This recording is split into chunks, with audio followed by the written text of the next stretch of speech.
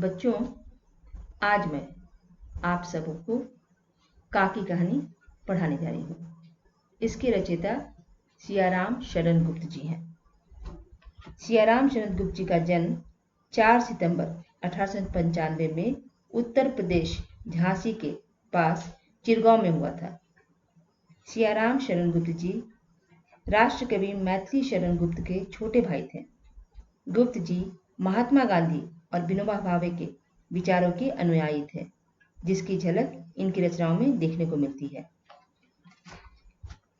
गुप्त जी को दीर्घकालीन साहित्य सेवाओं के लिए वर्ष 1962 में सरस्वती हीरक जयंती के अवसर पर सम्मानित किया गया तथा नागरी प्रचारिणी सभा वाराणसी द्वारा सुधाकर पदक से भी विभूषित किया गया। गुप्त जी की भाषा सरल, सहज तथा व्यावहारिक है।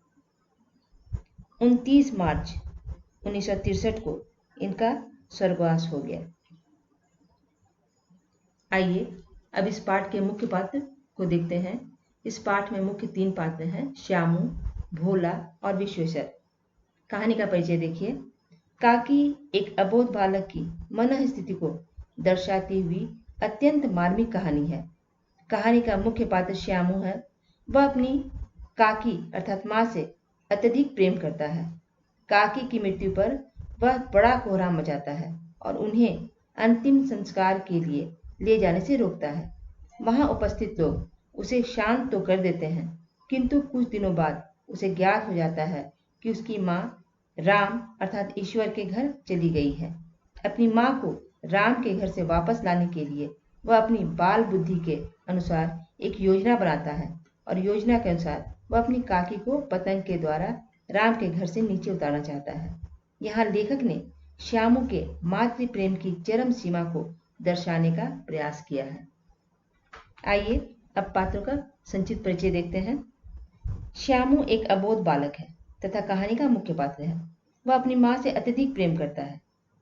अबोध बालक होने के कारण माँ को जमीन पर सोता देखकर वह यह समझ नहीं पाता कि उसकी माँ की मृत्यु हो चुकी है। आसपास के बच्चों से उसे यह पता चलता है कि उसकी माँ राम के घर चली गई है। वह अपनी उम्र और समझ के अनुसार माँ को वापस लाने की योजना बनाता है। यह सब श्यामू की भावुकता, मातृ प्रेम और संवेदनशीलता को दर्शाता है।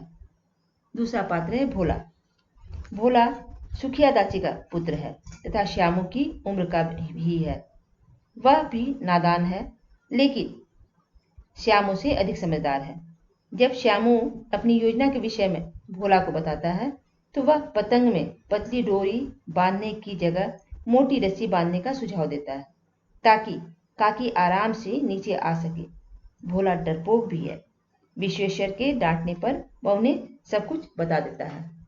इस पाठ के तीसरे मुख्य पात्र हैं विश्वेश्वर। विश्वेश्वर श्यामू के पिता हैं। वे अपनी पत्नी की अकाल मृत्यु से आहत होकर उदास रहते हैं। उनका मन कहीं भी नहीं लगता है। श्यामू द्वारा पतंग मांगने की इच्छा जाहिर करने पर वे सहमति दे देते हैं, परंतु मंगाना भूल जाते हैं।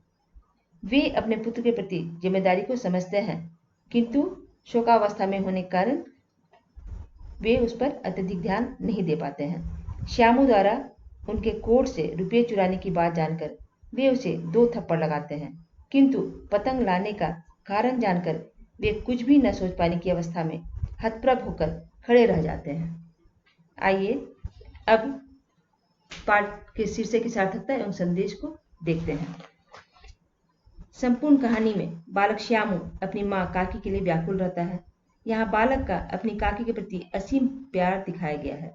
उसकी माँ की मृत्यु हो चुकी है। वह उसे मिलने के लिए पतंग और डोर से आकाश में रह रही माँ को राम के घर से धरती पर लाने की योजना बनाता है।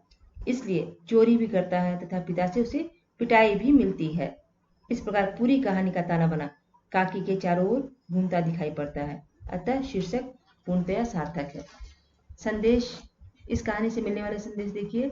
इस कहानी के माध्यम से लेखक हमें यह संदेश देते हैं कि बालकों के हृदय अत्यंत कोमल, भावुक तथा संवेदनशील होता है।